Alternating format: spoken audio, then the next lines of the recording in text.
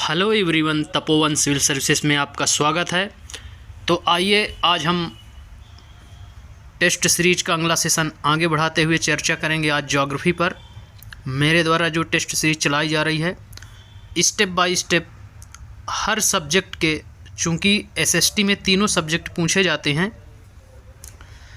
तो history, polity, geography, जिसमें से पॉलिटी और हिस्ट्री के एक एक लेक्चर टेस्ट सीरीज के अपलोड कर दिए गए हैं। अब ज्योग्राफी का लेक्चर अपलोड होगा, इसलिए आज हम पढ़ेंगे ज्योग्राफी। तो उम्मीद है कि ये लेक्चर्स आपको हेल्पफुल होंगे और जिस तरह से एग्ज़ाम की डेट आपकी नज़दीक आती जाएगी आप अभ्यास करते रहें। लगभग 18-19 लेक्चर्स टेस्ट सीरीज के अपलोड कर दिए गए हैं, तो आप उनको बार बार अभ्यास करें और ख़ुद अपनी मेहनत का परिणाम देखें कि आपकी तैयारी कितने प्रतिशत तक हो गई है और कहाँ पे आपकी कमज़ोरी है। तो आप इस प्रकार में पकड़ पाएंगे कि वाकई में आपकी तैयारी कितने लेवल की है, जिससे आपका सिलेक्शन हो ही जाए। इसलिए आप इससे जुड़ें, लोगों को जोड़ें और ज़्यादा से ज़्यादा शेयर करें, कमेंट करें। कोई दिक्कत है, यदि कोई टॉपिक कवर नहीं हो पा रहा है तो बिल्कुल कमेंट करें, उसमें कवर कराया जाएगा। इसलिए ध्यान दें, 1 मंथ और बचा है आपके एग्ज़ाम का। और एमपीपीएससी की बात करें तो उनका भी 23 जून को पेपर है, पीएससी वालों का, उनके लिए भी ये टेस्ट सीरीज काफ़ी हेल्पफुल होगी, तो वह भी ध्यान रखें। ये टॉपिक वाइज है। तो आज हम जिसकी चर्चा करेंगे तो वह भारत का भूगोल, उसका सामान्य परिचय। इसमें 3 स्टेप में क्वेश्चन आपको मिलेंगे। क्षेत्रफल के हिसाब से 6 से 7 क्वेश्चन क्षेत्रफल के हिसाब से आते हैं, तो क्षेत्रफल के हिसाब से मिलेंगे। क्षेत्रफल के बाद आपको अक्षांशीय विस्तार से क्वेश्चन देखने को मिलेंगे इसमें, तो सेकंड स्टेप में मिलेंगे।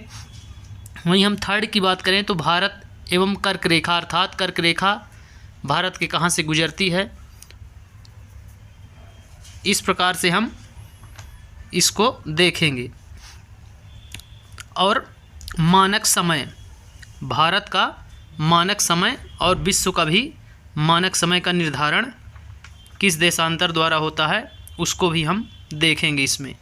तो इस प्रकार हम 4 स्टेप की आज चर्चा करेंगे, चारों के क्वेश्चन देखेंगे। तो चलिए हम अपनी इस टेस्ट सीरीज को आगे बढ़ाते हुए सेशन को शुरू करते हैं। तो पहला क्वेश्चन जो है वह क्षेत्रफल से रिलेटेड है, शुरू के 6 क्वेश्चन। तो पहला क्वेश्चन है, निम्नलिखित कथनों में से कौन से भारत के बारे में सही हैं? सही उत्तर के चयन हेतु अधोलिखित कूट का उपयोग कीजिए। तो आपको पहले ये चारों कथन देखने हैं, फिर कूट देखेंगे। तो कथन नंबर 1 है, भारत विश्व का 5वां बड़ा देश है। कथन नंबर 2 है, यह स्थल मंडल के कुल क्षेत्रफल का लगभग 2.4% भाग अधिकृत किए हुए है। तीसरा है, समूचा भारत उष्ण कटिबंध में स्थित है। चौथा कथन है, 82.5 डिग्री पूर्वी देशांतर का उपयोग भारतीय मानक समय को निर्धारित करने के लिए किया जाता है। तो इस प्रकार चारों कथन दिए हुए हैं। अब कूट देख लेते हैं। तो कूट ए है, ऑप्शन नंबर ए है जो कूट का, उसमें है 1 और 2। ऑप्शन नंबर बी है 2 और 3। ऑप्शन नंबर सी है 1 और 3। ऑप्शन नंबर डी है 2 और 4। तो आपको बताना है, तो जो लेक्चर्स मेरे द्वारा अपलोड किया गया है, ज्योग्राफी का फर्स्ट लेक्चर ही अक्षांश, देशांतर और भारत की अवस्थिति, उसके भौतिक प्रदेश इत्यादि सारी चीज़ों के बारे में चर्चा की गई है, उसमें विस्तृत चर्चा की गई है। तो क्वेश्चन वहीं से आएंगे। टोटल क्वेश्चन एनसीईआरटी बेस पर ही पूछे जाते हैं, इसलिए आप ध्यान दें। इसीलिए आपसे बार बार आग्रह किया जाता है कि आप लेक्चर्स को एक बार डिटेल ज़रूर देखें, क्योंकि आपको थोड़े बहुत कंटेंट मिल जाएंगे, कहीं क्वेश्चंस मिलेंगे लेक्चर्स में। लोग लेक्चर्स के नाम पर सिर्फ क्वेश्चंस करा रहे हैं, शॉर्टकट। इसीलिए परिणाम जब आप टीचर बन जाते हैं तो परिणाम 20%, 22% इस तरह आते हैं, क्योंकि डिटेल नहीं पढ़ाया जाता है। इसलिए आप डिटेल एक बार ज़रूर देखें। उसके बाद टेस्ट सीरीज जब आप सॉल्व करेंगे तो आपको चीज़ें पकड़ में आएंगी और मजबूती के साथ उसका आप अर्थ और तर्क दे पाएंगे। तो आपको बताना है इसमें सही आंसर कौन सा होगा। तो इसका जो सही आंसर है वह है ऑप्शन नंबर डी, 2 और 4। इसका सही आंसर ऑप्शन नंबर डी है 2 और 4। यह स्थलमंडल के कुल क्षेत्र का 2.4% भाग अधिकृत करता है और 82.5 डिग्री पूर्वी देशांतर को भारतीय मानक समय को निर्धारित करने वाली रेखा माना जाता है। तो भारतीय मानक समय को निर्धारित करने वाला देशांतर कौन सा है, यह भी क्वेश्चन पूछा जाता है। तो वह 82.5 डिग्री पूर्वी देशांतर, इसको भी आप याद रखेंगे। समूचा भारत उष्णकटिबंध में स्थित है, यह कथन गलत है। और भारत विश्व का 5वां बड़ा देश है, यह भी कथन गलत है। यदि इसके डिटेल की बात करें तो भारत विश्व का 7वां बड़ा देश है, न कि 5वां, इसलिए पहला ऑप्शन इसमें गलत है। और फिर अगला स्टेप देखें तो संपूर्ण भारत अंडमान निकोबार द्वीप समूह सहित को यदि लिया जाए तो इसका अक्षांशीय विस्तार जो है तो 6 डिग्री 45 मिनट से 37 डिग्री 6 मिनट उत्तरी अक्षांश के मध्य, जबकि उष्णकटिबंध क्षेत्र का विस्तार 23.5 डिग्री उत्तरी और इतना ही दक्षिणी अर्थात का कर्क रेखा और मकर रेखा के बीच के क्षेत्र को उष्णकटिबंध बोलते हैं। तो भारत चूंकि 23.5 डिग्री से ज़्यादा में है, इसलिए पूर्णतः संपूर्ण भारत उष्णकटिबंध में नहीं होगा। इस बात को आप ध्यान रखेंगे। इस प्रकार से पहला कथन और तीसरा कथन जो है वह गलत है, जबकि जो विश्व के कुल क्षेत्रफल का 2.4% भारत के पास है, तो 2.4% में भारत फैला हुआ है, इसलिए यह कथन दूसरा सत्य है और 82.5 डिग्री वाला भी सत्य है। तो इस प्रकार दूसरा और चौथा कथन सत्य हैं। अब हम बढ़ते हैं अगले क्वेश्चन की ओर। क्वेश्चन नंबर 2 है, क्षेत्रफल की दृष्टि से भारत का विश्व के देशों में कौन सा स्थान है। वही क्वेश्चन अब क्षेत्रफल की दृष्टि से पूछ रहा है, जिसका डिटेल अभी आपको बताया गया था। उसमें 5वां दिया था, आपको डिटेल में बताया गया था कि भारत विश्व में या विश्व का 7वां बड़ा देश है। तो इसलिए इसका आंसर जो होगा वह होगा ऑप्शन नंबर सी, क्षेत्रफल की दृष्टि से। इसके पहले कौन है, तो एक ट्रिक है RKCABAB, तो इसको भी आप याद रख लेंगे। अब हम बढ़ते हैं अगले क्वेश्चन की ओर। क्वेश्चन नंबर 3 है, भारतवर्ष आकार में विश्व का कौन सा स्थान है। आकार की दृष्टि से पूछा गया है आपसे, तो इसका भी आंसर आप पकड़ पा रहे होंगे। इसका भी आंसर वही है, विश्व का 7वां स्थान है। आकार की दृष्टि से या क्षेत्रफल की दृष्टि से विश्व का 7वां देश भारत है, 7वां सबसे बड़ा देश। अब हम बढ़ते हैं अगले क्वेश्चन की ओर। क्वेश्चन नंबर 4 है, भारत का क्षेत्रफल संसार के क्षेत्रफल का 2.4% है, परंतु इसकी संपूर्ण मानव जाति का 16% जनसंख्या है, संपूर्ण मानव जाति का 17% जनसंख्या है, संपूर्ण मानव जाति का 18% जनसंख्या है, संपूर्ण मानव जाति का 28% जनसंख्या है।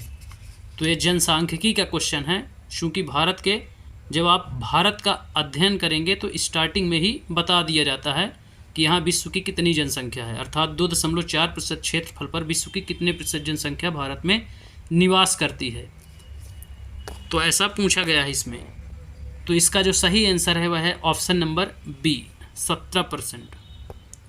17% विश्व की जनसंख्या भारत में निवास करती है। 17.7 है शायद, तो इसलिए 17 उसके नियरेस्ट है, नज़दीक है, इसलिए 17 को माना गया है। अब हम बढ़ते हैं अगले क्वेश्चन की ओर। क्वेश्चन नंबर 5वां है, भारतवर्ष में लगभग कितने गांव हैं। अब यहाँ पे भारतवर्ष में गांव पूछे गए हैं, अर्थात गांवों की संख्या कितनी है। इतना डेटा गहराई से नहीं पूछा जाता, लेकिन ऊपर के सभी क्वेश्चन पूछे गए हैं, तो इसलिए आप इसको ध्यान रखेंगे। ये भी MPPSC में पूछा गया है, 2010 का ये क्वेश्चन पूछा हुआ है। तो अब आपको बताना है कि भारतवर्ष में लगभग में कितने गांव हैं। तो इसका जो सही आंसर है वह है option number D. Option number D इसका सही आंसर है। यदि इसके डिटेल की आप बात करेंगे तो 2011 की जनगणना के अंतिम आंकड़ों के अनुसार यदि हम बात करें तो भारत में गांवों की संख्या लगभग 6,40,932 है। तो इस प्रकार आप देख सकते हैं कि ये डेटा इनमें किसी में नहीं दिया गया है। और वो 17% एक्चुअल में जो 11 की जनगणना है उसमें 17.5% जनसंख्या है। यदि हम इस क्वेश्चन की बात करें तो ये जो 17% है ये नज़दीकी है। 17.5% 2011 की जनगणना के अनुसार एक्चुअल डेटा 17.5% है, इसलिए आप उसको ध्यान रखेंगे। अब हम देखते हैं क्वेश्चन नंबर 6, निम्नलिखित जोड़ों में से कौन सा जोड़ा सही नहीं है। अब यहाँ जोड़ी दी गई है, अब आपको बताना है कि कौन सा सुमेलित नहीं है या जोड़ा सही नहीं है। ऑप्शन नंबर ए में दिया गया है भारत का कुल क्षेत्रफल 3.28 मिलियन वर्ग किलोमीटर है। ऑप्शन नंबर बी है भारत का अक्षांशीय विस्तार 8 डिग्री 4 मिनट उत्तर से 37 डिग्री 6 मिनट उत्तरी अक्षांश। भारत का रेखांशीय विस्तार यानी देशांतरी इसको बोलते हैं 68 डिग्री 7 मिनट पूर्वी देशांतर से 97 डिग्री 25 मिनट पूर्वी देशांतर तक। भारत में राज्यों की संख्या 26 है। अब आपको बताना है कि इनमें से कौन सी जोड़ी सुमेलित नहीं है या कौन सा ऑप्शन सुमेलित नहीं है। तो इसका जो सही आंसर होगा ये आपको मालूम होना चाहिए, ऑप्शन नंबर डी, भारत में राज्यों की संख्या 26, यह सुमेलित नहीं है। अब इसके डिटेल को देख लेते हैं। तो भारत का भौगोलिक क्षेत्रफल लगभग 3.28 मिलियन वर्ग किलोमीटर है। इसके मुख्य भूमि का अक्षांशीय विस्तार, मुख्य भूमि की बात हो रही है, ठीक, दक्षिणतम बिंदु से नहीं हो रही है, मुख्य बिंदु से अर्थात कन्याकुमारी से बात हो रही है। तो 8 डिग्री 4 मिनट, और यदि दक्षिणतम बिंदु से हम लेंगे तो 6 डिग्री 4 मिनट, 2 डिग्री और घट जाएगा, इसलिए आप उसको भी याद रखेंगे। तो ये क्वेश्चन पूछा जाता है आपको घुमाने के लिए, मुख्य भूमि का अक्षांशीय विस्तार या दक्षिणतम बिंदु से भारत का अक्षांशीय विस्तार, तो आप इसको ध्यान रखेंगे। 37 डिग्री 6 मिनट उत्तर तक है, जबकि देशांतरी विस्तार की बात करें तो 68 डिग्री 7 मिनट पूर्व से 97 डिग्री 25 मिनट पूर्व तक है। वहीं 26 जनवरी 2020 से भारत में कुल 28 राज्य एवं 8 केंद्र शासित प्रदेश हैं। इस प्रकार आप इसको ध्यान रखेंगे कि नवीनतम केंद्र शासित प्रदेश जो है तो वह दादर और नगर हवेली तथा दमन और दीव, इनको दोनों को मिला करके एक कर दिया गया है इसलिए, और जम्मू कश्मीर से जो राज्य था उसको 2 केंद्र शासित प्रदेशों में विभाजित कर दिया गया है, लेकिन इनको दोनों को मर्ज कर दिया गया है, इसलिए 1 की बढ़ोतरी होगी। तो पहले जो थे केंद्र शासित तो अब 1 की बढ़ोतरी हो गई है, 8 हो, पहले 7 थे अब 8 हो गए। तो ये जो क्वेश्चन थे 6 क्वेश्चन, तो ये 6 क्वेश्चन क्षेत्रफल से संबंधित थे।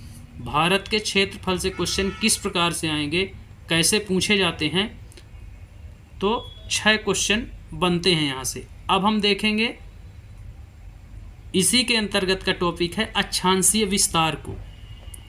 अब अक्षांशीय विस्तार को देखेंगे।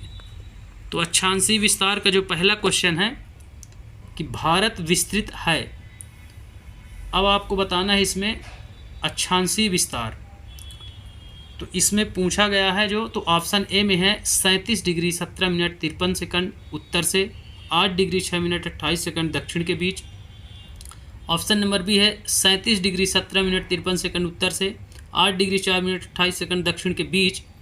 ऑप्शन नंबर सी है 37 डिग्री 17 मिनट 53 सेकंड उत्तर तथा 8 डिग्री 28 मिनट उत्तरी के बीच, उपर्युक्त में से कोई नहीं। अब आपको बताना है, चूँकि ये सेकंड में भी पूछा है इसलिए आपको बताना है कि कौन सा ऑप्शन सही होगा भारत के विस्तार के लिए। तो इसका जो सही आंसर होगा वह होगा ऑप्शन नंबर डी, उपर्युक्त में से कोई नहीं। इसका डिटेल अभी आपको बताया गया था, लेकिन फिर भी आप एक बार और सुन लीजिए इसका डिटेल। तो भारत के मुख्य भूमि का जो विस्तार है उत्तर पूर्वी गोलार्ध में 8 डिग्री 4 उत्तरी से 8 डिग्री 4 मिनट उत्तरी अक्षांश से 37 डिग्री 6 मिनट उत्तरी अक्षांश तथा 68 डिग्री 7 मिनट पूर्वी देशांतर से 97 डिग्री 25 मिनट पूर्वी देशांतरों के मध्य है। कर्क रेखा भारत को लगभग बीचों बीच से 2 भागों में विभाजित करती है, इसको भी आप याद रखेंगे। वहीं किस गोलार्ध में स्थित है, तो उत्तरी गोलार्ध में। यदि पूछता है उत्तरी गोलार्ध में भी कहाँ स्थित है, तो उत्तर पूर्व में स्थित है। तो ये भी क्वेश्चन पूछे जाते हैं, तो इसको भी आप ध्यान रखेंगे। आपको कंटेंट वही दिया जा रहा है, चूँकि एग्ज़ाम्स, ये सारे एग्ज़ाम्स मेरे द्वारा क्वालिफाई किए जा चुके हैं, इसलिए आपको वही क्वेश्चंस तैयार करवाए जाएंगे कि क्वेश्चन किस टाइप से पूछे जाते हैं और कहाँ से आते हैं, कहाँ से नहीं आते हैं, कितना पढ़ना है, कितना छोड़ देना है। तो इस प्रकार से आपको जो भी कंटेंट मिलेगा वो बेहतरीन ढंग से मिलेगा। अब हम बढ़ते हैं इसके अगले क्वेश्चन की ओर। तो क्वेश्चन नंबर 2 है इसका, सिक्किम से गुजरने वाला अक्षांश निम्नलिखित में से किस एक से भी होकर गुजरता है। तो यहाँ अक्षांश की चर्चा हो रही है, जो कि कहाँ से गुजरता है, सिक्किम से। और जो सिक्किम से गुजरता है तो वह और किस एक राज्य से होकर गुजरेगा। तो ऑप्शन दिए गए हैं। ऑप्शन नंबर ए है राजस्थान, ऑप्शन नंबर बी है पंजाब, ऑप्शन नंबर सी है हिमाचल प्रदेश और ऑप्शन नंबर डी है जम्मू कश्मीर से। तो अब आपको बताना है इसका सही आंसर। तो इसका जो सही आंसर होगा वह होगा ऑप्शन नंबर ए, राजस्थान। अर्थात वह अक्षांश जो सिक्किम से गुजरता है वह राजस्थान से भी गुजरता है, इसलिए आप इसको विशेष ध्यान रखेंगे। इसका आंसर है राजस्थान। ये क्वेश्चन पूछे जाते हैं, सीटेट में कई बार पूछे भी गए हैं। अब देखते हैं क्वेश्चन नंबर 3। जिस जिले से 70 डिग्री पूर्वी देशांतर रेखा गुजरती है वह है। अब यहाँ जिले का नाम दिया गया है और 70 डिग्री पूर्वी देशांतर रेखा की चर्चा की गई है। तो ऑप्शन ए है जोधपुर, ऑप्शन नंबर बी है जैसलमेर, ऑप्शन नंबर सी है धौलपुर और ऑप्शन नंबर डी है नागौर। तो इसका जो सही आंसर होगा वह होगा ऑप्शन नंबर बी, जैसलमेर। अर्थात 70 डिग्री पूर्वी देशांतर रेखा जो है वह राजस्थान के जैसलमेर से गुजरती है। तो इस प्रकार से अक्षांशों से जो क्वेश्चन बनते हैं उनका जिक्र यहाँ किया जा चुका है। अब हम भारत के परिचय के अंतर्गत ही अगला टॉपिक देखेंगे, भारत एवं कर्क रेखा। अभी हम अक्षांश और देशांतरी विस्तार, भारत का क्षेत्रफल विवरण कैसा है, तो 3 चीज़ों के बारे में चर्चा हुई, क्षेत्रफल की, अक्षांशी विस्तार की और देशांतरी विस्तार की। अब हम बात करेंगे कर्क रेखा की, जो भारत को 2 भागों में, बीचों बीच से 2 बराबर भागों में बांटती है। तो चलिए अब भारत एवं कर्क रेखा की चर्चा करते हैं। तो अब इससे संबंधित क्वेश्चन नंबर 1 है, कर्क रेखा किस राज्य से होकर गुजरती है। इसमें 4 राज्य दिए गए हैं और पूछा गया है कि कर्क रेखा जो भारत के किस राज्य से गुजरती है। ऐसा भी पूछ सकता है किस राज्य से नहीं गुजरती है। तो ऑप्शन सुनिए, ऑप्शन नंबर ए है ओडिशा, ऑप्शन नंबर बी है Bihar Jharkhand, option number C है उत्तर प्रदेश और ऑप्शन नंबर डी है आंध्र प्रदेश। तो अब आपको बताना है कि कर्क रेखा जो है भारत के किस राज्य से होकर गुजरती है। इसमें गुजरती है पूछा गया है, तो इसका सही आंसर जो है वह है option number B, Jharkhand. Jharkhand को याद रखेंगे, बिहार में नहीं है, झारखंड, वर्तमान में झारखंड। तो इसको आप विशेष ध्यान रखेंगे। अब हम बढ़ते हैं नेक्स्ट क्वेश्चन की ओर। क्वेश्चन नंबर 2 है, कर्क रेखा निम्नलिखित में से किन राज्यों से होकर गुजरती है। नीचे दिए गए कूट से सही उत्तर चुनिए। तो इसमें पहले चारों देख लेते हैं ऑप्शन, फिर कूट देखते हैं। तो पहला है गुजरात, दूसरा है छत्तीसगढ़, तीसरा है उत्तर प्रदेश और चौथा है झारखंड। फिर इसमें अब कूट देखिए, तो कूट नंबर ए है 1, 2 और 4, बी में है, ऑप्शन नंबर बी में है 1, 2, 3 और 4, ऑप्शन नंबर सी में है 1, 3 और 4, ऑप्शन नंबर डी में है 2, 3 और 4।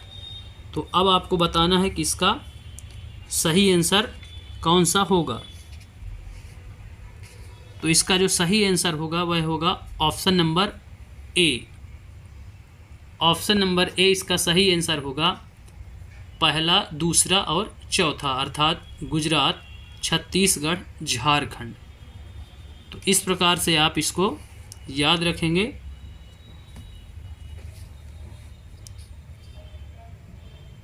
इस प्रकार से आप इसको देख सकते हैं कि कहाँ से गुजरती है। तो ये उत्तर प्रदेश से नहीं गुजरती है कर्क रेखा, इसको आप याद रखेंगे। कुल 8 राज्यों से, तो उनको आप लिख लेंगे। मैं बोल देता हूँ, आप उनको लिख सकते हैं कि कर्क रेखा किन किन राज्यों से होकर गुजरती है। तो आप पश्चिम से जब शुरू करेंगे तो गुजरात, राजस्थान, मध्य प्रदेश, छत्तीसगढ़, झारखंड, पश्चिम बंगाल, त्रिपुरा और मिजोरम, इनको आप नोट कर लेंगे उसी रेखा को खींच करके, तो आपको कन्फ्यूजन कभी नहीं होगा। मित्र पर गमछा झार, ये इसकी ट्रिक है, मित्र पर गमछा झार। तो इसमें 8वें ये राज्य आ जाते हैं, गुजरात, राजस्थान, मध्य प्रदेश, छत्तीसगढ़, झारखंड, पश्चिम बंगाल, त्रिपुरा और मिजोरम। तो इनको आप याद रख सकते हैं। उसमें उत्तर प्रदेश का नाम नहीं है, अर्थात उत्तर प्रदेश से कर्क रेखा नहीं गुजरती है। अब हम बढ़ते हैं नेक्स्ट क्वेश्चन की ओर। क्वेश्चन नंबर 3 है, कर्क रेखा गुजरती है, फिर से नाम दिए गए हैं। ऑप्शन नंबर ए है मध्य प्रदेश से, ऑप्शन नंबर बी है त्रिपुरा से, ऑप्शन नंबर सी है मिजोरम से, ऑप्शन नंबर डी है इन सभी से। तो अब आपको समझ में आ गया होगा 8 राज्य के नाम बताने पर कि इनमें से सभी से कर्क रेखा क्या है, गुजरती है। मध्य प्रदेश से भी गुजरती है, त्रिपुरा से भी और मिजोरम से भी। तो इस प्रकार कर्क रेखा इन सभी राज्यों से होकर के गुजरती है। अब हम बढ़ते हैं नेक्स्ट क्वेश्चन की ओर। क्वेश्चन नंबर 4 है, कितने भारतीय प्रदेशों से होकर कर्क रेखा गुजरती है। तो अभी बताया गया था आपको डिटेल में। ऑप्शन नंबर ए है 6, ऑप्शन नंबर बी है 8, ऑप्शन नंबर सी है 7, ऑप्शन नंबर डी है 9।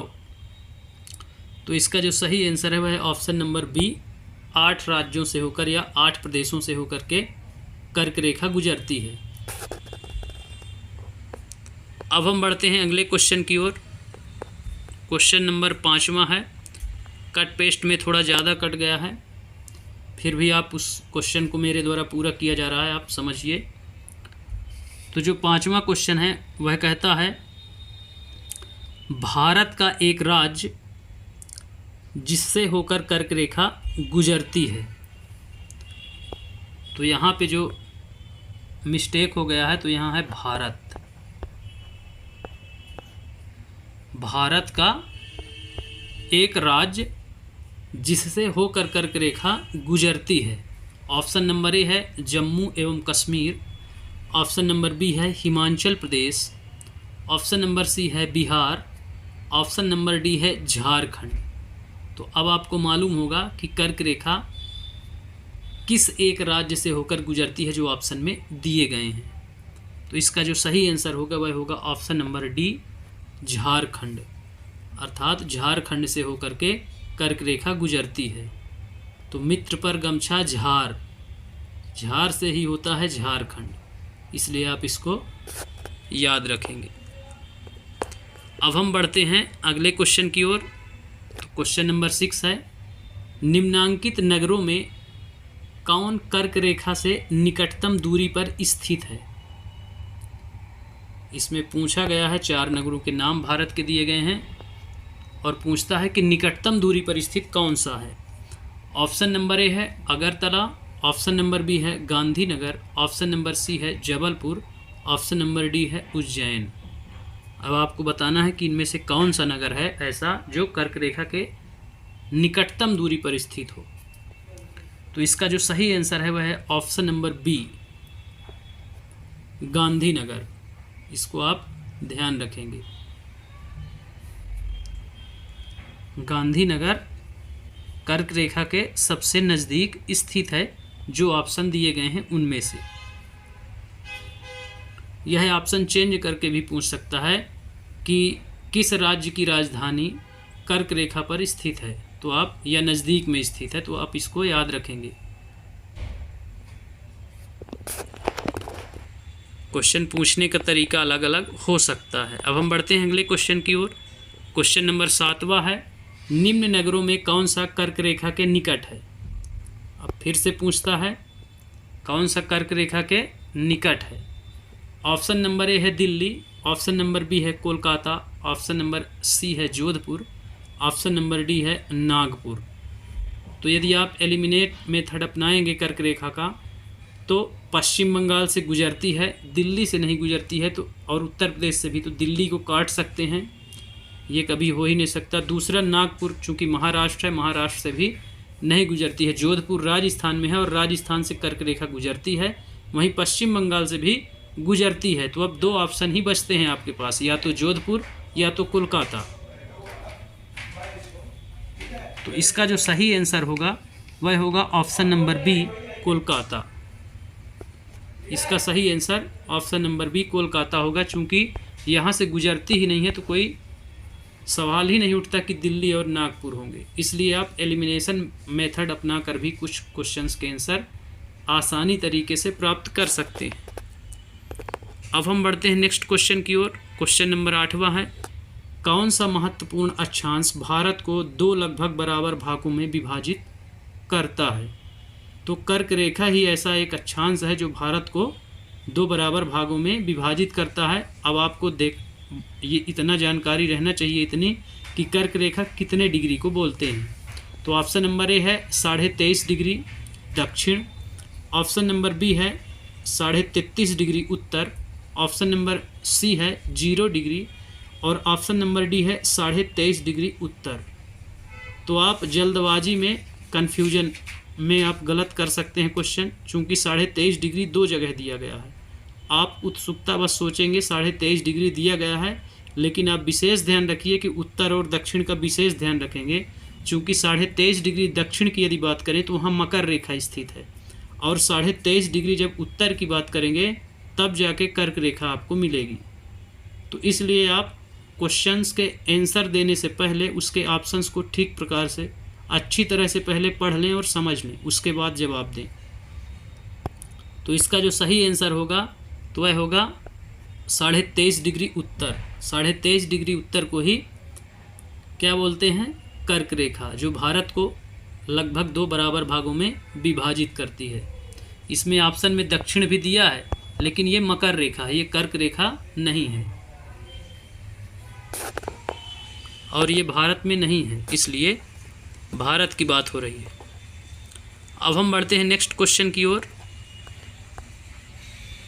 क्वेश्चन नंबर 9 है, निम्नलिखित में से कौन सा भारतीय राज्य कर्क रेखा के उत्तर में स्थित है। अब यहाँ कर्क रेखा के उत्तर के राज्य की बात हो रही है कि कौन सा ऐसा राज्य है, भारतीय राज्य है जो कर्क रेखा के उत्तर में स्थित है। ऑप्शन नंबर ए है झारखंड, ऑप्शन नंबर बी है मणिपुर, ऑप्शन नंबर सी है मिजोरम, ऑप्शन नंबर डी है त्रिपुरा। अब आपको बताना है कि कर्क रेखा के उत्तर में कौन सा राज्य स्थित है। तो इसका जो सही आंसर है वह है option number B Manipur. Option number B Manipur इसका सही आंसर है, चूंकि मिजोरम और त्रिपुरा दोनों कर्क रेखा पर ही स्थित हैं। जस्ट आप जब जाएंगे मिजोरम के ऊपर तो आपको क्या मणिपुर मिल जाएगा, अर्थात कर्क रेखा के उत्तर की ओर। तो इसलिए इसका सही आंसर, बाकी इन तीनों राज्यों के मध्य से गुजरती है, ये तीनों राज्य टच करते हैं इसको कर्क रेखा को। झारखंड भी मिजोरम से भी गुजरती है, झारखंड से भी और त्रिपुरा से भी। मणिपुर उसके ठीक उत्तर में स्थित है, इसलिए वही पूछा गया है कि कर्क रेखा के उत्तर में कौन सा राज्य स्थित है। अब हम बढ़ते हैं अगले क्वेश्चन की ओर। क्वेश्चन नंबर 10वां है, जून माह में निम्न स्थानों में से कहां पर दिन की अवधि अधिकतम होगी। यहाँ जून माह की बात हो रही है, और पूछता है कि ऐसा कौन सा स्थान होगा भारत का जहाँ दिन की अवधि अधिकतम होगी। तो यदि आप देशांतर पढ़े हुए हैं तो आपको मालूम पड़ जाना चाहिए एक नज़र में कि कहाँ पर दिन की जो अवधि होगी वो अधिकतम होगी। तो ऑप्शन नंबर ए है हैदराबाद, ऑप्शन नंबर बी है चेन्नई, ऑप्शन नंबर सी है भोपाल, ऑप्शन नंबर डी है दिल्ली। अब आपको बताना है कि किस स्थान पर दिन की अवधि अधिकतम होगी। तो इसका जो सही आंसर है वह है ऑप्शन नंबर डी दिल्ली। इसका सही answer option number D Delhi है। अब इसके डिटेल की यदि बात करें तो सूर्य जब उत्तरायण होता है अर्थात भूमध्य रेखा के उत्तर में, 0 डिग्री अक्षांश को भूमध्य रेखा कहते हैं, उसके उत्तर में 23.5 डिग्री पर कर्क रेखा है। तो जब सूर्य उत्तरायण होता है अर्थात भारत जैसे देश में उत्तरी अक्षांशीय जो देश होते हैं वहाँ क्या होता है, गर्मी का मौसम होता है। तो जब सूर्य उत्तरायण होता है उसके बाद से ही उत्तरी गोलार्ध में क्या होता है, दिन की अवधि बढ़ती जाती है, बढ़ना शुरू होती है, ग्रीष्म काल लग जाता है। 21 जून को क्या होता है, सूर्य उत्तरायण स्थिति के सर्वोच्च बिंदु पर होता है। तो इस माह में कर्क रेखा से उत्तर, कहाँ, कर्क रेखा के उत्तर जाने पर दिनों की अवधि क्या होती है, बढ़ने लगती है। कर्क रेखा 21 जून पर सूर्य कर्क रेखा में लंबवत चमकता है। तो जब कर्क रेखा से आप उत्तर की ओर जाएंगे तो क्या होगा, दिनों की संख्या, आपको दिन की अवधि की संख्या, दिन की अवधि क्या होगी, बढ़ती जाएगी। तो दिल्ली की स्थिति उपर्युक्त विकल्प में से क्या है, सबसे उत्तर में है। बाकी सब कहाँ हैं, दक्षिण के हैं। भोपाल उसी में है, मध्य प्रदेश, चूँकि कर्क रेखा मध्य प्रदेश से गुजर रही है तो भोपाल कर्क रेखा पर ही है। तो कर्क रेखा के जो उत्तर में है वहाँ पे दिन की अवधि क्या होगी, बढ़ती जाएगी। तो इसलिए उत्तर में दिल्ली ही राज्य है। दिल्ली की जगह कोई और दे सकता है, किसी और राज्य का भी नाम आपको दे सकता है। तो आप ध्यान रखेंगे कि उत्तर की ओर जैसे जैसे बढ़ेंगे आप तो दिन की अवधि बढ़ती जाएगी। इसलिए इसका आंसर जो है वह ऑप्शन नंबर डी है। अब हम बढ़ते हैं अगले क्वेश्चन की ओर। क्वेश्चन नंबर 11वां है, निम्नलिखित में से कौन सा शहर कर्क रेखा से सबसे निकटस्थ है। अब कर्क रेखा के सबसे नज़दीक शहर की बात हो रही है कि इनमें से कौन सा ऐसा शहर है जो कर्क रेखा के सबसे नज़दीक में है। ऑप्शन नंबर ए है जबलपुर, ऑप्शन नंबर बी है अहमदाबाद, ऑप्शन नंबर सी है उज्जैन, ऑप्शन नंबर डी है वाराणसी। अब आपको बताना है कि कौन सा शहर कर्क रेखा के सबसे नज़दीक में है। तो इसका जो सही आंसर है वह है option number A Jabalpur. Varanasi को तो आप पहले ही कैंसिल कर सकते हैं चूँकि उत्तर प्रदेश से कर्क रेखा नहीं गुजरती है, इसलिए आप वाराणसी को पहले से कैंसिल कर सकते हैं यदि एलिमिनेशन मेथड अपनाते हैं तो। बाकी 2 मध्य प्रदेश के हैं और एक गुजरात का अहमदाबाद नगर है। तो जबलपुर इनमें से सबसे नज़दीक है कर्क रेखा के। अब हम बढ़ते हैं अगले क्वेश्चन की ओर। तो ये क्वेश्चन जो अभी हम पढ़ रहे थे तो वो हमारे कर्क रेखा से संबंधित थे। अब हम जिन क्वेश्चनों की चर्चा करेंगे तो वो अब मानक समय से संबंधित अर्थात देशांतर रेखा से 82.5 डिग्री जो देशांतर रेखा है, कुल मिला के देशांतर रेखाओं का अध्ययन करेंगे जिनसे समय की गणना की जाती है। तो इस प्रकार से अब हम मानक समय की गणना में उपयोग आने वाली रेखाओं को समझेंगे। इसके बाद के अब जो एक क्वेश्चन है, तो क्वेश्चन नंबर 1 है, जब भारतीय मानक समय के यामोत्तर पर अर्धरात्रि है, एक स्थान पर सुबह का 6 बजता है, उस स्थान की अवस्थिति जिस यामोत्तर पर है वह है। तो अब इसमें जो पूछा गया है क्वेश्चंस, तो वह पूछता है कि जब भारतीय मानक समय के यामोत्तर पर अर्धरात्रि होगी अर्थात 82.5 डिग्री पर अर्धरात्रि, जो भारतीय मानक समय का यामोत्तर है 82.5 डिग्री है, उस पर जब अब अर्धरात्रि होगी अर्थात रात के 12 बजे होंगे, तो एक स्थान पर सुबह का 6 बजता है, उस स्थान की अवस्थिति जिस यामोत्तर पर है वह है। तो अर्थात जब भारत में 82.5 डिग्री पर रात के 12 बजते हैं तो कोई एक देशांतर इनमें से ऑप्शंस में से आपको बताना है जहां सुबह के 6 बजते हों। तो अब देखते हैं यदि देशांतर आप लेक्चर्स में मेरे पढ़े हैं, समझे हैं, तो आप बिल्कुल मत घबराइए, आपसे बन जाएगा। इसका जो सही आंसर है वह है option number B. Option number B इसका सही आंसर है। 172 डिग्री 30 मिनट पूर्वी देशांतर। तो जब भारत में मध्य रात्रि होगी भारत के मानक समय यामोत्तर में, तो 172 डिग्री 30 मिनट पूर्वी देशांतर में सुबह का 6 बजा रहेगा। अब इसके डिटेल की यदि बात करें तो डिटेल में आपको समझाया जाएगा कैसे।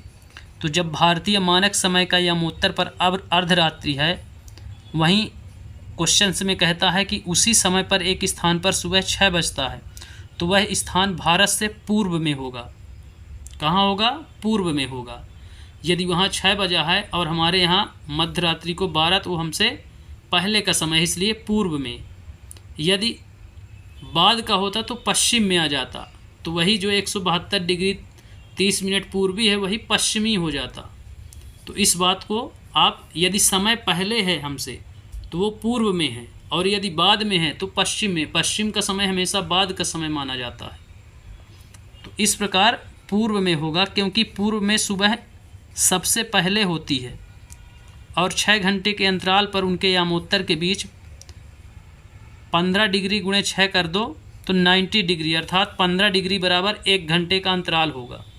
तो इस प्रकार भारत का जो मानक समय 82.5 डिग्री यामोत्तर, तो वह स्थान जो 90 डिग्री पर था, तो 90 डिग्री प्लस 82.5 डिग्री बराबर कर देंगे आप, तो 172 डिग्री या 172 सही 1/2, अर्थात 172 डिग्री 30 मिनट पूर्वी देशांतर आ जाएगा।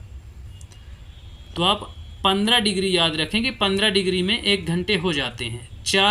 4 मिनट 1 डिग्री का होता है। 1 डिग्री बराबर 4 मिनट, तो 15 डिग्री बराबर 15 गुणे 4 बराबर 60 मिनट। 60 मिनट बराबर 1 घंटे। तो इस प्रकार आप याद रखेंगे कि हर 1 डिग्री देशांतर पर 4 मिनट का गैप होता है। तो उसमें आप मल्टीप्लाई कर देंगे तो आ जाएगा 4 का। इसी प्रकार 172 में जब आप 4 का मल्टीप्लाई करेंगे तो 6 घंटे एक्स्ट्रा निकलेंगे आपके। अब हम बढ़ते हैं अगले क्वेश्चन की ओर। क्वेश्चन नंबर 2 है, गुजरात के सबसे पश्चिमी गांव और अरुणाचल प्रदेश के सबसे पूर्वी छोर पर स्थित। यहाँ पे जो गुजरात और अरुणाचल प्रदेश की बात हो रही है, भारत की दोनों की, पूर्वी और पश्चिमी छोर की। तो गुजरात के सबसे पश्चिमी गांव और अरुणाचल प्रदेश के सबसे पूर्वी छोर पर स्थित वलांगू के समय में कितने घंटे का अंतराल है। तो वही जो मैं बता रहा हूँ कि यदि आप देशांतर का ठीक ढंग से डिफरेंट निकाल पाते हैं, उसमें मल्टीप्लाई 4 कर देंगे, तो आप इसका आंसर बहुत इजी तरीके से प्राप्त कर सकते हैं।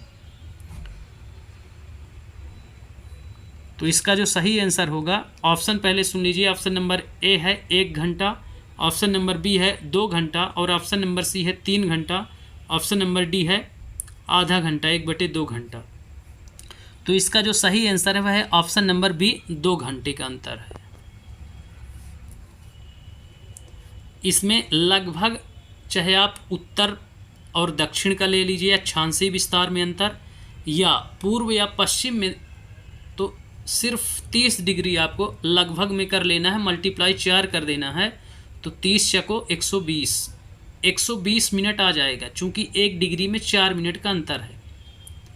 68 डिग्री 7 मिनट से 97 डिग्री 25 जब माइनस करेंगे आप, तो लगभग 30 डिग्री आएगा आंसर। और 30 डिग्री में जब आप 1 डिग्री बराबर 4 मिनट, तो 30 डिग्री बराबर 30 गुणे 4 बराबर 120 मिनट, तो 2 घंटे का समय निकल आएगा। इस प्रकार आप निकाल सकते हैं।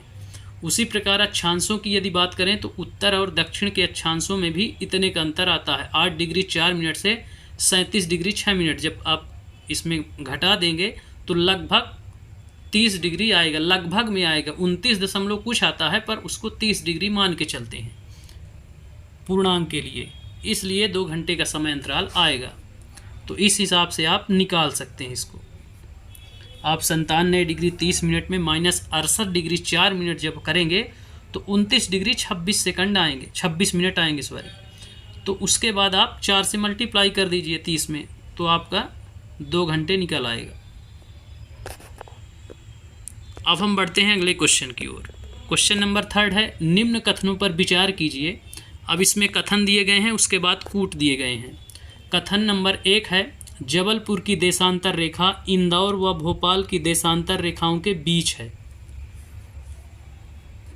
दूसरा कथन है, औरंगाबाद का अक्षांश बड़ोदरा व पुणे के अक्षांशों के बीच है। तीसरा कथन है, बेंगलुरु की अवस्थिति जो है वो चेन्नई की तुलना में अधिक दक्षिणवर्ती है। अब कूट दिए गए हैं, इनमें कौन से कथन सही हैं आपको बताना है। तो कूट ऑप्शन नंबर ए में है पहला और तीसरा, ऑप्शन नंबर बी है केवल दूसरा, ऑप्शन नंबर सी है दूसरा और तीसरा, ऑप्शन नंबर डी है पहला दूसरा और तीसरा। तो अब आपको बताना है कौन से कथन इनमें से सही हैं। तो इसका जो सही आंसर है वह है ऑप्शन नंबर सी, दूसरा और तीसरा। ऑप्शन नंबर सी इसका सही आंसर है। दूसरा और तीसरा ये दोनों कथन सत्य हैं। अब हम बढ़ते हैं अगले क्वेश्चन की ओर। क्वेश्चन नंबर 4 है, निम्नलिखित में से कौन सा शहर भारतीय मानक समय IST इंडियन स्टैंडर्ड टाइम इसके बोलते हैं इंग्लिश में, भारतीय मानक समय, तो देशांतर के निकटतम है।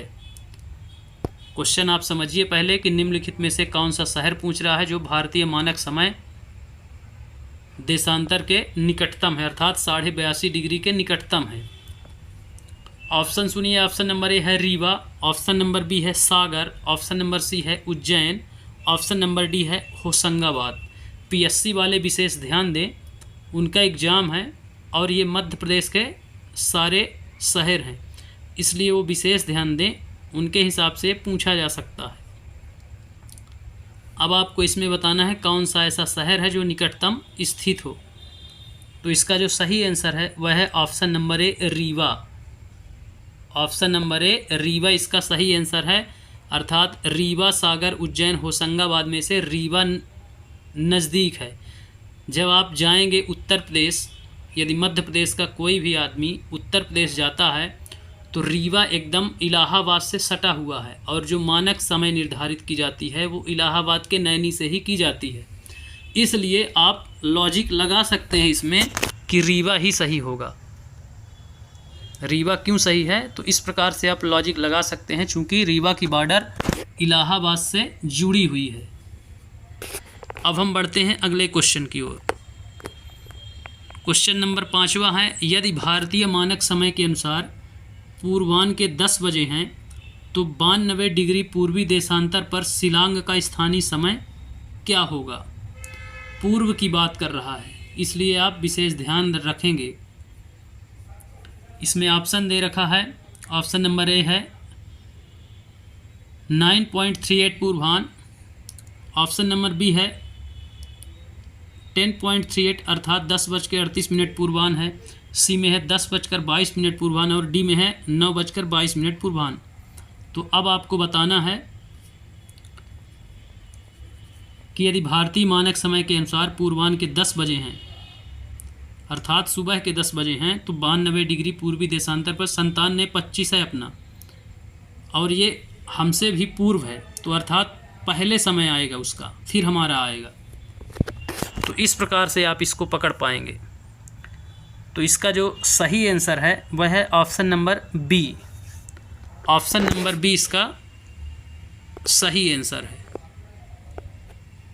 10:38 वहाँ होंगे यदि हमारे यहाँ 10 बजे, चूँकि जब हमारे यहाँ 10 बजे हैं तो हमसे पहले है, 10 वहाँ पहले बज चुके थे। अब कितने डिग्री हम पीछे हैं, तो 92 से आप जोड़ सकते हैं, तो 93, 94, 95, 96, 97 और हाफ वो। तो इस प्रकार से आप इसको निकाल सकते हैं इसका समय। 92 में यदि आप माइनस कर देंगे कितना 82.5 डिग्री, तो 9.5 डिग्री देशांतर आ जाएगा। और 4 मिनट से क्या करेंगे, गुणा कर देंगे उसमें, तो 38 मिनट का अंतर आ जाएगा। तो इस प्रकार 10:38 होंगे। अब हम बढ़ते हैं अगले क्वेश्चन की ओर।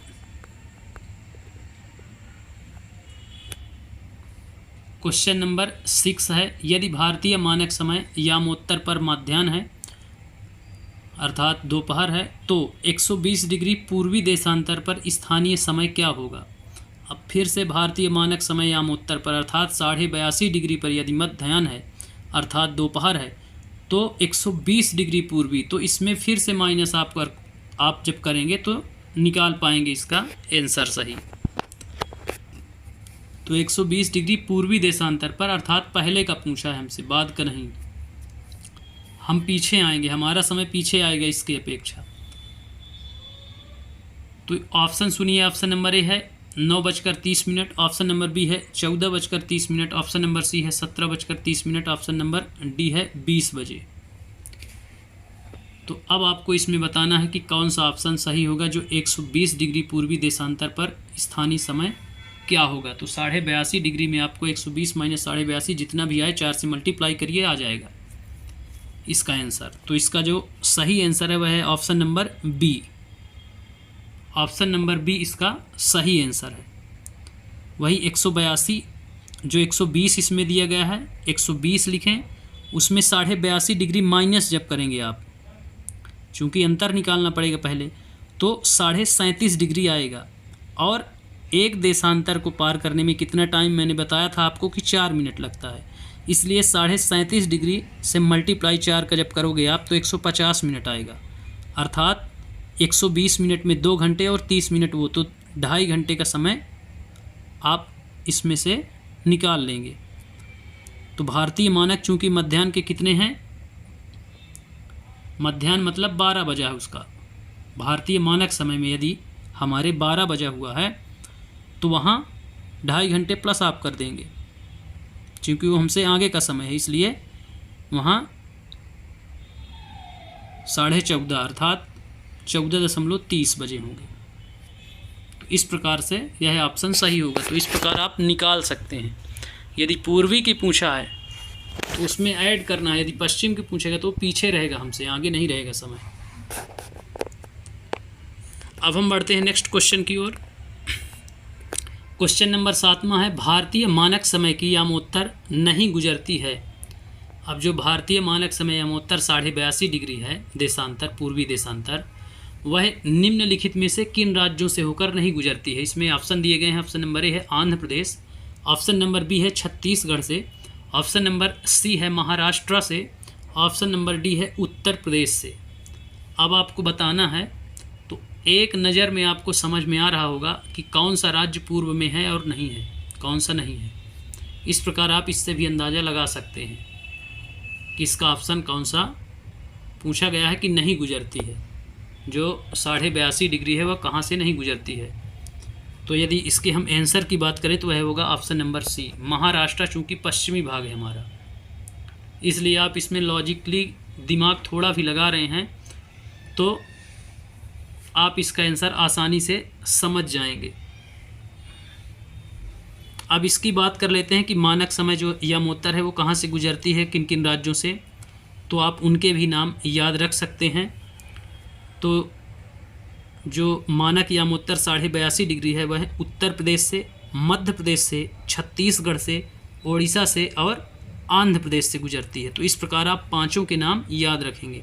कर्क रेखा जहां 8 राज्यों से गुजरती थी, वहीं मानक यामोत्तर या 82.5 डिग्री पूर्वी देशांतर 5 राज्यों से होकर गुजरती है, उत्तर प्रदेश, मध्य प्रदेश, छत्तीसगढ़, उड़ीसा और आंध्र प्रदेश। इसलिए आप इसको याद रखेंगे, ये क्वेश्चन पूछे जाते हैं। तो पांचों के नाम और संख्या भी 5 याद रखेंगे। अब हम बढ़ते हैं अगले क्वेश्चन की ओर। तो भारतीय मानक समय की देशांतर रेखा 82.5 डिग्री किस नगर से होकर गुजरती है। अब 82.5 डिग्री जो हमारी मानक समय रेखा है तो किस नगर से गुजरती है। ऑप्शन सुनिए। ऑप्शन नंबर में ए में है Nagpur, option number B Delhi, option number C Patna, option number D Allahabad, वर्तमान प्रयागराज। तो अब आपको बताना है इनमें से, तो आप इसमें से एलिमिनेशन मेथड अपनाएंगे तो जिन राज्यों से नहीं गुजरती है उनको आप डायरेक्ट कैंसिल कर सकते हैं, तो भी आपका आंसर एकदम स्पष्ट रूप से आ जाएगा समझ में। तो इसका जो सही आंसर है वह है option number D Allahabad. Allahabad के नैनी से ये गुजरती है, वहीं से निर्धारित की जाती है। इसमें नागपुर, पटना और दिल्ली ये तीनों ऑप्शन गलत हैं, चूँकि अभी आपको राज्यों के नाम मैं बताया था, उनमें से ये 3 जो ऑप्शन हैं किसी भी राज्य में सम्मिलित नहीं हैं। तो इस प्रकार से आप एलिमिनेट करके भी इसको पता लगा सकते हैं। अब हम बढ़ते हैं नेक्स्ट क्वेश्चन की ओर। तो क्वेश्चन नंबर 9 है, निम्नलिखित देशांतरों में कौन सा भारत की प्रमाणिक मध्याह्न रेखा कहलाता है। अब इसमें डायरेक्ट उस देशांतर को ही पूछ दिया गया है, अर्थात डिग्री के रूप में दे दिया गया है कि जो इसमें दिए गए हैं, तो निम्न देशांतरों में कौन सा प्रमाणिक मध्याह्न रेखा कहलाता है। ऑप्शन नंबर ए है 87.5 डिग्री पूर्वी देशांतर, 85.5 डिग्री पूर्वी देशांतर, ऑप्शन नंबर सी है 84.5 डिग्री पूर्वी देशांतर और ऑप्शन नंबर डी है 82.5 डिग्री पूर्वी देशांतर। तो अब आपको बताना है, तो इसका आंसर आपको मालूम होगा, बताने की ज़रूरत ही नहीं है। तो इसका जो सही आंसर है वह है option number D. Option number D यानी 82.5 डिग्री, 82 डिग्री 30 मिनट पूर्वी देशांतर जो भारत का मानक समय निर्धारित करता है। अब हम चलते हैं नेक्स्ट क्वेश्चन की ओर। क्वेश्चन नंबर 10वां है, भारतीय मानक समय IST निम्नलिखित स्थानों में से किसके समीप से लिया जाता है। ये अब समीप से पूछ दिया गया है, तो इसको भी याद रखेंगे। ये क्वेश्चन कई बार पूछा गया है और पूछा जाता रहेगा अभी भी। तो इसमें ऑप्शन सुनिए। ऑप्शन नंबर ए है इलाहाबाद के नैनी, ऑप्शन नंबर बी है लखनऊ, ऑप्शन नंबर सी है मेरठ, ऑप्शन नंबर डी है मुजफ्फरनगर। तो इसमें कई बार आपको आंसर मेरे द्वारा बताया गया है, तो इसका जो सही आंसर होगा वह होगा ऑप्शन नंबर ए, इलाहाबाद के नैनी से इसका निर्धारण किया गया है। इस कारण इसका आंसर जो होगा वह होगा ऑप्शन नंबर ए। अब हम बढ़ते हैं नेक्स्ट क्वेश्चन की ओर। क्वेश्चन नंबर 11 है, भारतीय मानक समय IST एवं ग्रीनविच माध्य समय GMT में अंतर पाया जाता है। तो आप इससे 0 और 82.5 निकाल करके जब मल्टीप्लाई 82.5 इंटू 4 कर देंगे तो आ जाएगा इसका भी आंसर। तो वो बहुत काम की चीज़ है कि 1 डिग्री में 4 मिनट, और 0 डिग्री से यदि आप पूर्व में हैं तो समय पहले होगा, यदि 0 से पश्चिम में आप जाएंगे तो समय बाद में होगा। अब उसमें आप ऑप्शन में विशेष ध्यान रखें कि पूर्वी उसने लिख रखा है या पश्चिमी देशांतर लिख रखा है, तो आप समझ पाएंगे।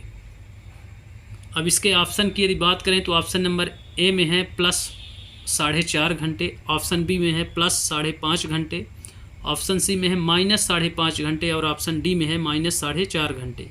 अब आपको बताना है कि जो भारतीय मानक समय है वह ग्रीनविच माध्य GMT से कितने अंतराल पर है, अर्थात कितना अंतर दोनों के बीच में पाया जाता है, कितने समय का। तो इसका जो सही आंसर है वह है option number B. Option number B इसका सही आंसर होगा। भारतीय समय उससे GMT से ग्रीनविच जो माध्य समय है उससे 5.5 घंटा हम आगे रहते हैं, इसलिए जो समय अंतराल है वो 5.5 घंटे का है। 82.5 में जब आप मल्टीप्लाई कर देंगे तो आपका आंसर 5.5 घंटे निकल आएगा। अब हम बढ़ते हैं अगले क्वेश्चन की ओर। क्वेश्चन नंबर 12वां है, यदि अरुणाचल प्रदेश में तिरप या टिरप में सूर्योदय कितने होता है, 5 बजे प्रातः इंडियन समय के अनुसार IST के अनुसार होता है। कब? 5 बजे। तो गुजरात में जो कांडला है, कांडला में सूर्योदय किस समय होगा भारतीय समय के अनुसार। ऑप्शन सुनिए। ऑप्शन नंबर ए है लगभग 5:30 बजे प्रातः, ऑप्शन नंबर बी है लगभग 6 बजे प्रातः, ऑप्शन नंबर सी है लगभग 7 बजे प्रातः, ऑप्शन नंबर डी है लगभग 7:30 बजे प्रातः। इसके पहले कई बार चर्चा हो चुकी है कि जब हम देशांतर का डिफरेंट निकालेंगे अपने पूर्व और पश्चिम का तो लगभग 30 डिग्री आता है। समय अंतराल उसको निकाल लीजिए आप, 4 से आप गुणा करेंगे, चूँकि 1 डिग्री में अंतर है 4 मिनट का, इसलिए 30 डिग्री में अंतर जो आएगा वही अंतर होगा। तो सूर्योदय यदि कहाँ अरुणाचल प्रदेश में 5 बजे होता है तो गुजरात की बात हो रही है कि वहाँ कितने बजे होगा और उनके बीच का डिफरेंट, तो डिफरेंट भी आप जान सकते हैं और समय भी कि वहाँ कितने बजे होगा। तो यदि इसके आंसर की बात करें तो इसका जो आंसर होगा वह होगा ऑप्शन नंबर सी 7 बजे, चूँकि अंतर कितना था 2 घंटे का, इसलिए आप यदि वहाँ 5 बजे हैं तो वहाँ 7 बजे सूर्योदय होंगे। लेकिन सूर्यास्त इसी को बोल दें यदि, तो यदि शाम के 5 बजे सूर्यास्त अरुणाचल में होते हैं तो वहाँ 7 बजे शाम को सूर्यास्त होगा। तो सूर्यास्त लेट हो गया, यदि सूर्योदय लेट होता है तो सूर्यास्त भी लेट होगा, इसलिए आप इसको याद रखेंगे। सूर्योदय की जगह सूर्यास्त भी पूछा जा सकता है। तो आप वही 30 डिग्री अंतराल और 4 मिनट, यदि आपको वो कॉन्सेप्ट याद है, क्लियर है, तो आप इसका आंसर दे पाएंगे। अब हम बढ़ते हैं अगले क्वेश्चन की ओर। क्वेश्चन नंबर 13 है, निम्नलिखित में से कौन सा शहर दिल्ली के सबसे समीप के देशांतर पर स्थित है। अब यहाँ पे बात हो रही है दिल्ली के सबसे समीप देशांतर पर स्थित है कौन सा शहर। तो ऑप्शन सुनिए, ऑप्शन नंबर ए है बेंगलुरु, ऑप्शन नंबर बी है हैदराबाद, ऑप्शन नंबर सी है नागपुर और ऑप्शन नंबर डी है पुणे। तो आपको बताना है कि जिस देशांतर में दिल्ली स्थित है उसके नज़दीकी देशांतर में ये जो 4 नगरों के नाम दिए गए हैं, शहरों के नाम दिए गए हैं, इनमें से जो दिल्ली का देशांतर है तो दिल्ली वाले देशांतर के नज़दीक में कौन स्थित है। तो इसका जो सही आंसर होगा वह होगा option number A Bengaluru. Option number A इसका सही आंसर होगा बेंगलुरु।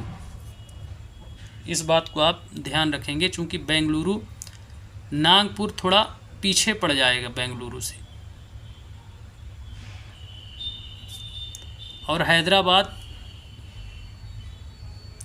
ये बहुत आगे पड़ जाएगा। हैदराबाद यहाँ आपके पड़ेगा करीब आंध्रा, तो ये बहुत आगे चला जाएगा, दिल्ली से बहुत दूर पहले पड़ जाएगा, ये पहले देशांतर में आंध्रा का है, तो लगभग ये 82.5 डिग्री के इर्द गिर्द आएगा। तो इस प्रकार से इसका जो सही आंसर है वह है ऑप्शन नंबर ए बेंगलुरु। तो इस प्रकार आज हमने देखा भारत की अवस्थिति, अक्षांश, देशांतर, कर्क, मकर रेखा, उससे नज़दीकी उसका महत्व, भारत की मानक समय रेखा और जो ग्रीनविच रेखा है, जीएमटी लाइन है, उसके बीच में डिफरेंट, भारत के पूर्व और पश्चिमी समय में डिफरेंट, पूर्व और पश्चिम देशांतरों में डिफरेंट, अक्षांशों में डिफरेंट, कितने का अंतर है, समय कैसे ज्ञात किया जाता है, इत्यादि के बारे में हमने विस्तृत चर्चा की है इनके माध्यम से, और आपका अभ्यास भी कराया गया है।